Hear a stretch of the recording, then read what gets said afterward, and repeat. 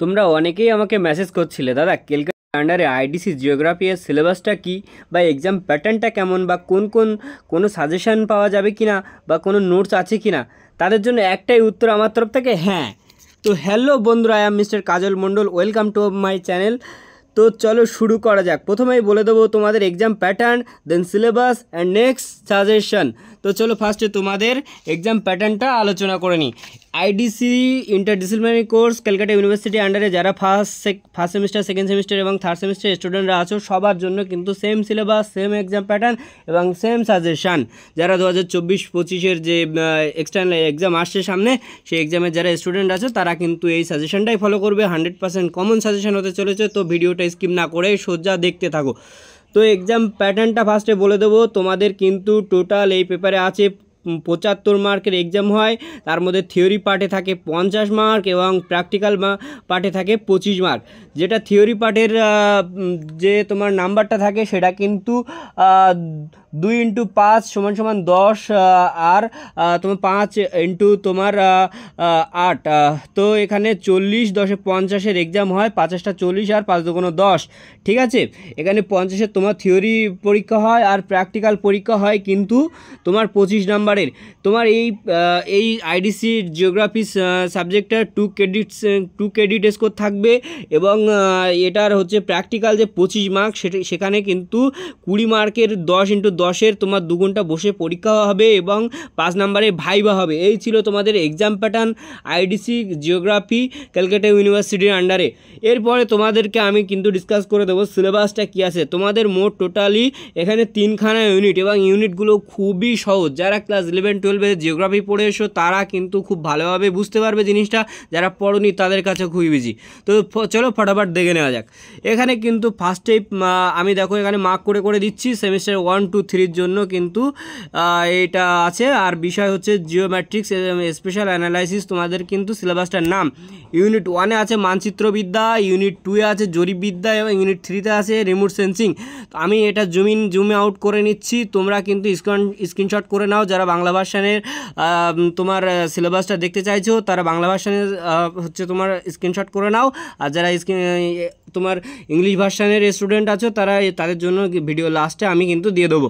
তো চলো, এটা ছিল তোমাদের সিলেবাস। তো সিলেবাসটা কিন্তু আমি আর ডিসকাস করে বলছি না, সিলেবাসটা তোমরা স্ক্রিনশট করে নাও নিয়ে ফাটাফাট চলো তোমার প্রশ্নে ইম্পর্টেন্ট প্রশ্ন আমি কিন্তু তোমাদের এখান থেকে বলে দেবো। এখান থেকে কিন্তু 5 নাম্বারের বট কোশ্চেন থাকে এবং 2 নাম্বারের শর্ট কোশ্চেন থাকে। তো 5 নাম্বারের বট কোশ্চেনগুলো আগে আলোচনা করে নিই। 5 নাম্বারের বট কোশ্চেন দেখো, ফার্স্টের প্রশ্ন রেখেছি যে স্কেলের ধারণা ও প্রকারভেদ লেখো। 2 নাম্বারে দিয়েছি স্টেটমেন্ট স্কেল বা রেশিও স্কেলের মধ্যে পার্থক্য কী। 3 নাম্বারে সম্পূর্ণ চক্র বা হেরাসকৃত বিয়ারিংয়ের পার্থক্য লেখো। 4 দাগে দেখো WGS 84-এ কী, এর গুরুত্ব ব্যাখ্যা করো। 5 দাগে ইউনিভার্সাল ট্রান্সভার্স মার্কেটার UTM এর প্রজেকশন বৈশিষ্ট্য লেখো। 6 দাগে সাধারণ শঙ্কু প্রজেকশনের উপযোগিতা ও সীমাবদ্ধতা কী। 7 দাগে মানচিত্র প্রজেকশন শ্রেণীবিন্যাস করো। এইভাবে কিন্তু তোমাদের 5 নাম্বারের প্রশ্ন 15 থেকে 20টা ইম্পর্টেন্ট প্রশ্ন, যেটা ক্যালকাটা ইউনিভার্সিটির এবার 100% কমন হতে চলেছে বন্ধুরা। তো চলো তোমরা ভিডিওটা নেক্সট আবার শুরু করি। যে এখানে 8 দাগে দেখো থিওডোলাইটের ব্যবহার ব্যাখ্যা করো। 9 দাগে ডাম্পি লেভেল কী, এর অংশ। এই ডাম্পি লেভেলের প্রশ্নটা চলে এসেছে পরীক্ষার হলে গিয়ে দেখবে ডাম্পি লেভেল এসেছে এবং আমার কথা মনে পড়বে, ঠিক আছে। 10 দাগে দেখো গ্লোবাল নেভিগেশন সিস্টেম GNSS এর উপাদান সমূহ লেখো। 11 দাগে রিমোট সেন্সিংয়ের মূলনীতি ব্যাখ্যা করো। 12 দাগে RS স্যাটেলাইটের প্রকারভেদ উদাহরণ দাও। 13 দাগে ল্যান্ডস্যান্ড মিশনের ব্যাখ্যা করো। 14 দাগে standard false colour combination FCCS এর ধাপগুলো ব্যাখ্যা করো। 15 দাগে সুপারভাইজ ইমেজ ক্লাসিফিকেশনের ব্যাখ্যা করো। 16 দাগে GIS এর মৌলিক উপাদান সমূহ কী। যারা খাতায় লিখে নিচ্ছ তারা কিন্তু ভিডিওটা পজ করে লিখতে থাকবে এবং যারা স্ক্রিনশট করে নিচ্ছ তারা ফাটাফাট স্ক্রিনশট করে যাও, আমি কিন্তু দ্রুত বলে যাচ্ছি। 17 দাগে দেখো স্থানিক ও অস্থানিক ডেটার মধ্যে পার্থক্য কী আছে সেটা লিখতে বলছে।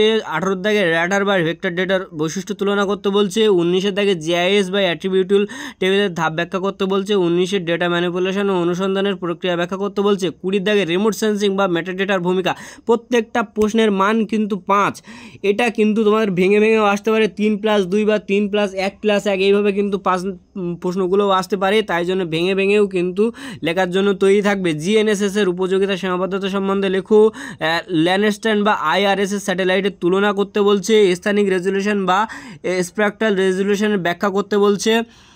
25 দাগে রেস্টার ডেটার সুবিধা অসুবিধা লিখতে বলছে।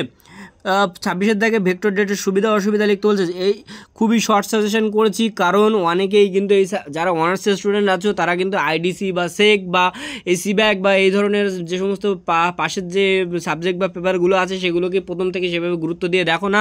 এক্সামের আগে 2-1 মাস আগে একটুখানি কিন্তু দেখে এক্সাম দিতে চলে যাও। তাদের জন্য তাদের কথা মাথা রেখে কিন্তু, এবং যারা ভালো স্টুডেন্ট তাদের কথাও মাথায় রেখে 2 রকমভাবে কিন্তু সাজেশনটা বানিয়েছি। তো প্রথমের দিক থেকে আস্তে আস্তে ইম্পর্টেন্ট কোশ্চেনগুলো নিচের দিকে সাজিয়ে ক্রম অনুসারে সাজিয়ে রেখেছি। তোমরা কিন্তু ফাটাফাট মুখস্থ করে ফেলো। আর উত্তর যদি খুঁজে না পাও আমাদের এই চ্যানেলের কমেন্ট বক্সে কমেন্ট করতে পারো, আমি কিন্তু তোমাদের উত্তর দিয়ে দেবো। আমাদের হোয়াটসঅ্যাপ গ্রুপের লিঙ্ক দিয়ে দেবো, যেখানে তোমরা জয়েন হয়ে গেলে উত্তর পেয়ে যাবে। তো চলো 29 দাগে দেখো। 29 দাগে বলছি অ্যাট্রিবিউটাল টেবিল কীভাবে প্রস্তুত করবে, উদাহরণ দাও। 30 দাগে জিআইএসের ডেটা ওভারঅল প্রক্রিয়া কী, এবং এরপরের কিন্তু 2 নম্বরের প্রশ্নও কিন্তু আমি রেখেছি। তো 2 নম্বরের প্রশ্নগুলো আর মুখে বলছি না, 2 নম্বরের প্রশ্নগুলো কিন্তু তোমরা স্ক্রিনশট করে নাও। যেমন এই স্কেল কী, এখানে স্কেল কী, রেশিও স্কেলের উদাহরণ দাও, সম্পূর্ণ চক্র বিয়ারিং কী, চৌম্বকীয় বিয়ারিংয়ের সংজ্ঞা লেখো। এইভাবে তোমরা কিন্তু সব স্ক্রিনশট করে নাও। তাড়াতাড়ি স্ক্রিনশট করে নাও। ডাম্পে level, theoretical light, RS, FCC এর পূর্ণরূপ, ল্যান্ডস্ট্যান্ড মিশনের, মানে 5 নম্বরে যে সমস্ত প্রশ্ন রেখেছিলাম তার মধ্যে থেকে কিন্তু শর্ট করে এই 2 নম্বরের প্রশ্ন, এবং কিছু বাইরের থেকেও রেখেছি। সবই সিলেবাসের মধ্যেকার এবং খুবই ইম্পর্টেন্ট প্রশ্ন। আগের বছরে তোমাদের যেহেতু সিসিএফ সিলেবাস তোমরা অবশ্যই জানো, তো সিসিএফ সিলেবাসের আগের সেমিস্টারগুলোর যে সমস্ত তোমার আইডিসি জিওগ্রাফির প্রশ্ন ছিল সেগুলো অ্যানালাইসিস করে কিন্তু এই সাজেশনটা বানানো। তো এটা কিন্তু খুবই গুরুত্বপূর্ণ একটা সাজেশান। তো আবার তোমাদেরকে উপরের দিক থেকে টেনে দেখাচ্ছি। যারা স্ক্রিনশট করোনি তারা স্ক্রিনশট করে নাও, আমি আস্তে আস্তে টানছি। তো যারা এখন আবারও বলে দিলাম, যারা নোটস পাচ্ছ না বা বাংলা ভার্সানের সাজেশান পাচ্ছ না তারা কিন্তু আমার এই ভিডিওর কমেন্ট বক্সে কমেন্ট করো, ভিডিওটা কেমন হয়েছে জানাও। সাজেশান ছাড়া অন্য কোনো সাবজেক্টের সাজেশান লাগলে বা নোটস লাগলে যা কিছু সমস্যা হলে বলতে পারো। তোমাদের কিন্তু এখন SBMCM বা অন্য স্কলারশিপের ফ্রেশার তোমার ফর্ম ফিল আপ চলছে, রিনিউয়াল ফর্ম ফিল আপ চলছে। কীভাবে রিনিউয়াল করবে, কোন সমস্যা হলে কী করতে হবে সেসব ব্যাপারেও বিস্তারিত ভিডিও আমার চ্যানেলের প্লেলিস্টে দেওয়া আছে। তোমরা কিন্তু আমার চ্যানেলটা একবার ঘুরে আসতে পারো। ভিডিও ভালো লাগলে লাইক করো, কমেন্ট করো, শেয়ার করো বন্ধুদের মধ্যে। আর অন্য কোন সাবজেক্টে কী লাগবে আমাকে বলো। চলো ভিডিওর, এটা কিন্তু আইডিসি জিওগ্রাফি তোমার ইংলিশ ভার্সন সিলেবাস আছে, এটা স্ক্রিনশট করে নাও যারা স্ক্রিনশট করতে চাইছিলে। চলো অন্য কোনো ভিডিওতে আবার দেখা হবে। টাটা। আবার চলো আজকের মতো টাটা।